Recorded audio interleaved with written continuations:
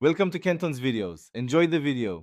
You start by signing into the exact Google account that stores Gemini photos. This links your library. Once signed in, open the Gemini app or the Gemini Integrated Photos view so you see the image grid. Tap the target photo to bring it full screen. This lets you access delete controls. Make sure to check whether Gemini marked the picture as a duplicate or low quality, because that affects whether it appears in a Gemini collection versus your main Google Photos. With the photo open, tap the three-dot menu or the trash icon to reveal deletion choices.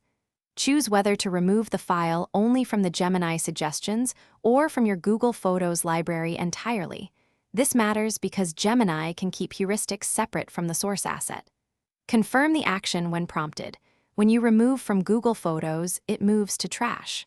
Once done, note that items in trash are kept for 60 days before permanent deletion, so you can recover. After deletion, you can empty trash manually to permanently remove the image immediately.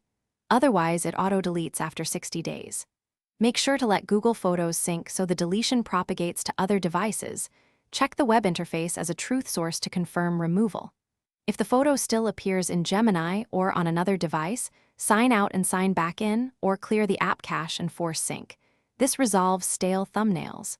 If problems persist, retry deletion from the web. Thanks for watching. Consider subscribing if we helped you.